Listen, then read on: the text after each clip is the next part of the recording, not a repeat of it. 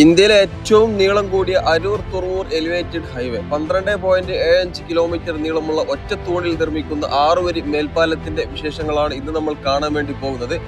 ആലപ്പുഴ ജില്ലയിലെ ദേശീയപാതയുടെ നിർമ്മാണം നല്ല വേഗത്തിൽ നടന്നുകൊണ്ടിരിക്കുന്ന റേച്ചും ഇത് തന്നെയാണ്. ഇതിന്റെ മുകളിൽ ടാറിംഗ് ചെയ്യുന്ന പണികൾ ആരംഭിച്ചു.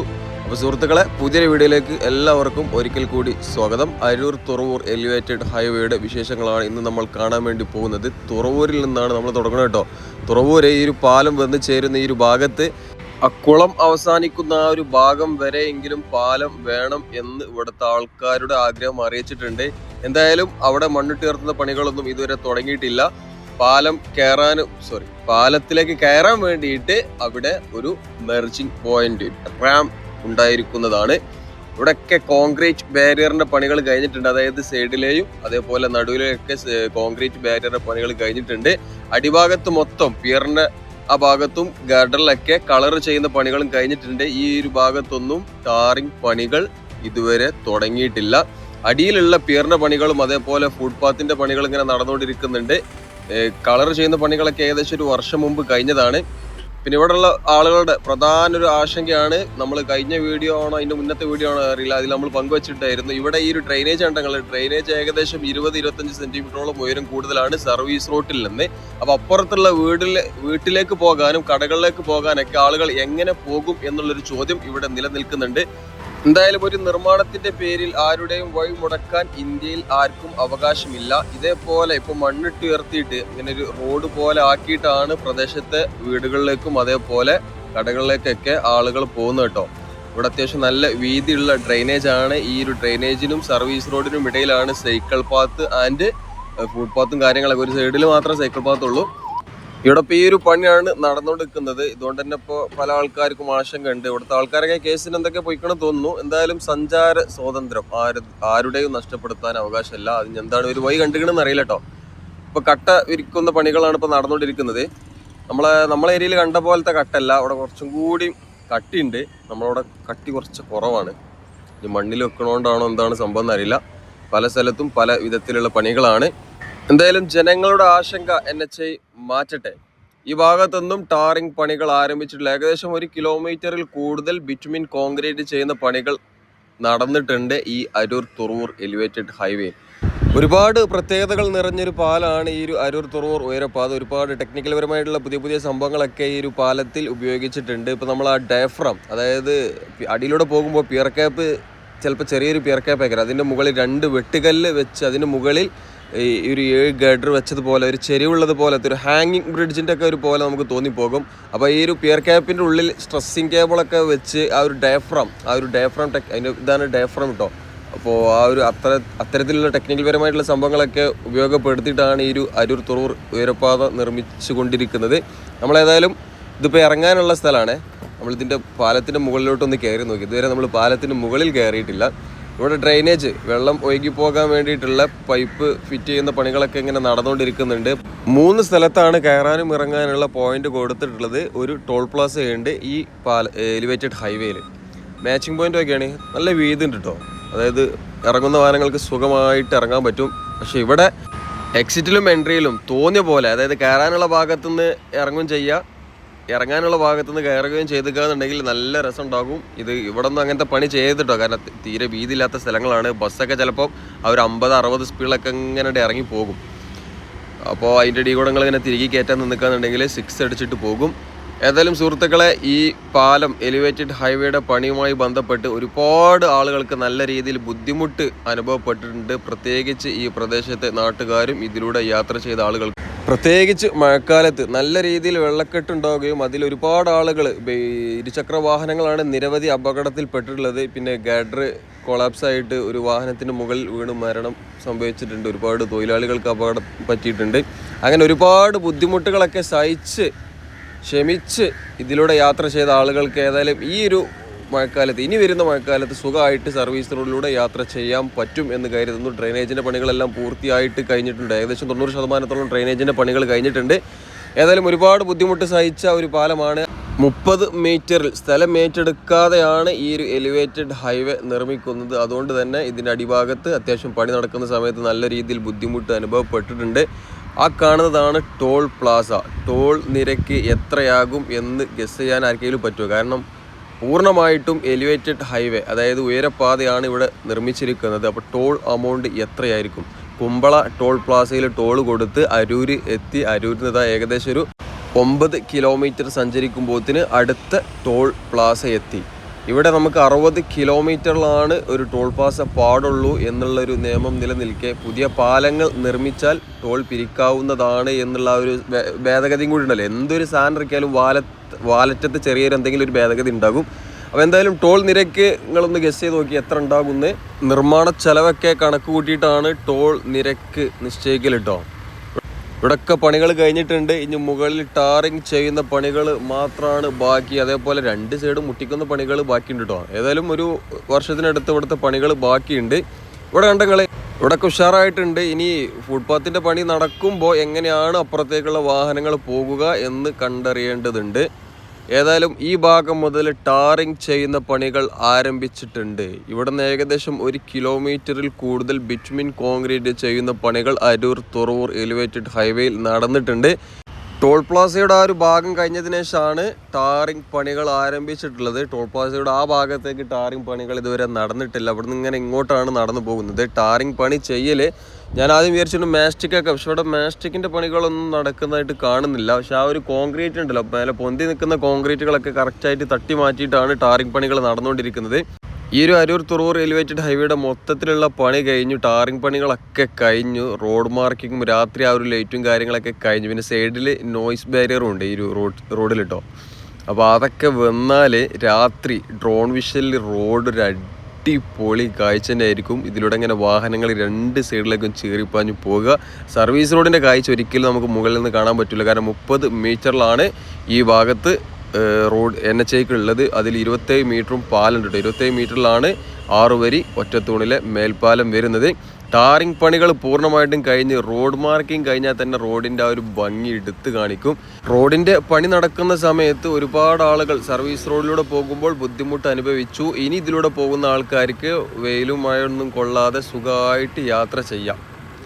ഞാൻ ഈ പറയുന്ന ഈ ഒരു ഫുട്പാത്തിൻ്റെ ഇഷ്യൂ കണ്ടെങ്കിൽ ഇവിടെ ഈ ഒരു കാറൊക്കെ കയറ്റിയിട്ട് കണ്ടില്ലേ, ഇവിടെയൊക്കെ നമുക്കിങ്ങനെ കാണുമ്പോൾ തോന്നും ഇവിടുന്ന് കാര്യമായിട്ട് പ്രശ്നങ്ങളൊന്നും ഉണ്ടാവില്ല. അവിടെയൊക്കെ അവിടെയൊക്കെയാണ് ഒരു വാട്ടർ ലെവൽ കണക്ക് ഉണ്ട്. പക്ഷേ അവിടെ ഫുട്പാത്തിൻ്റെ പണി വരുമ്പോൾ എങ്ങനെയാണ് എന്ന് കണ്ടറിയാം. ഇവിടെയൊക്കെ ഒരേ ലെവൽ കേട്ടോ.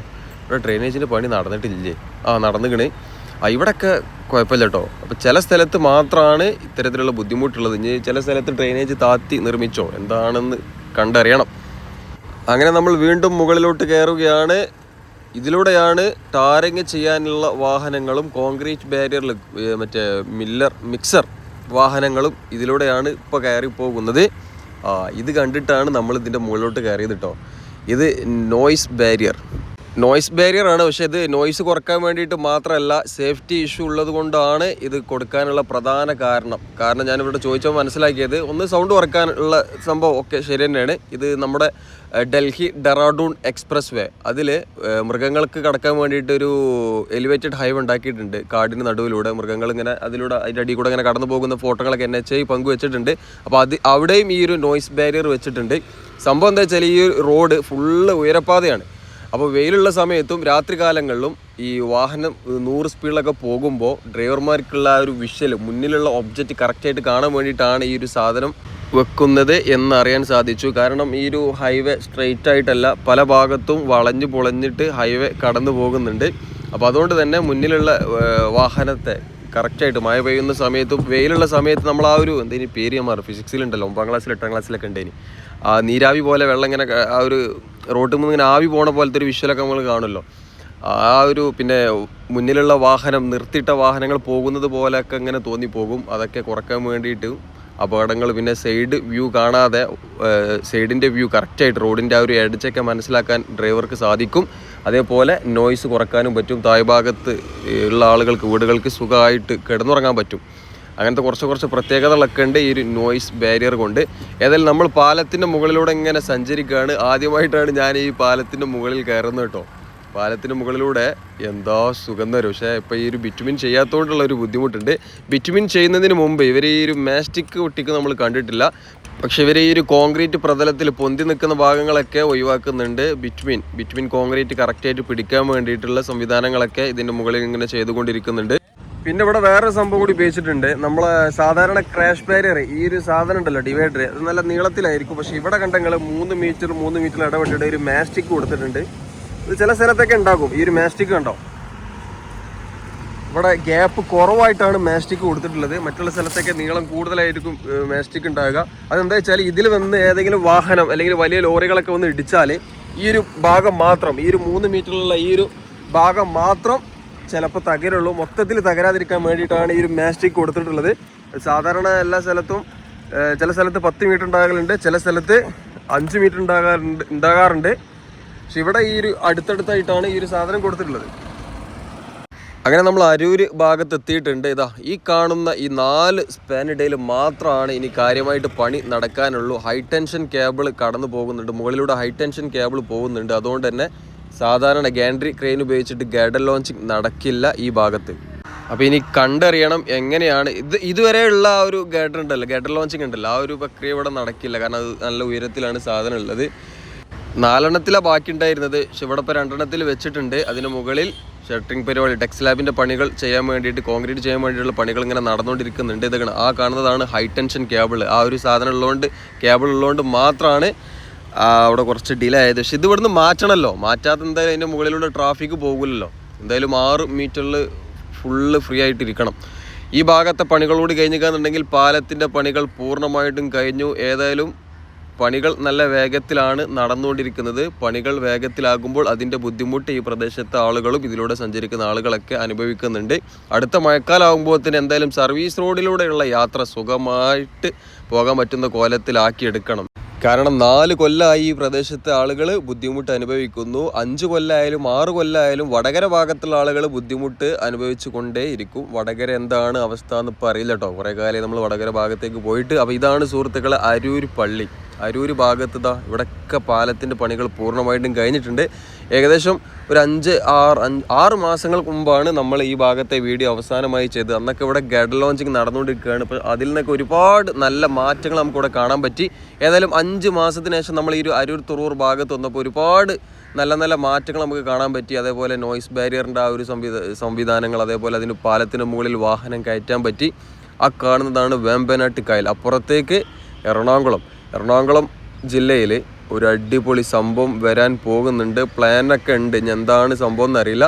ഇടപ്പള്ളി മുതൽ അരൂർ വരെ ഉയരപ്പാത. അപ്പോൾ അരൂർ തുറവൂർ ഉയരപ്പാത 12.5 കിലോമീറ്റർ നീളമുള്ള അരൂർ തുറവൂർ എലിവേറ്റഡ് ഹൈവേയുമായി ഇടപ്പള്ളി മുതൽ അരൂർ വരെ ഇനി ഒറ്റ തൂണിൽ ഒരു 6 വരി മേൽപ്പാലം കൂടി കണക്ട് ചെയ്ത് വന്നുകയെന്നുണ്ടെങ്കിൽ സംഭവം വേറെ ലെവൽ. അതൊക്കെ പോട്ടെ, ബ്ലോക്കും ഒക്കെയാണ്, നല്ല ബ്ലോക്കോട്ടോ.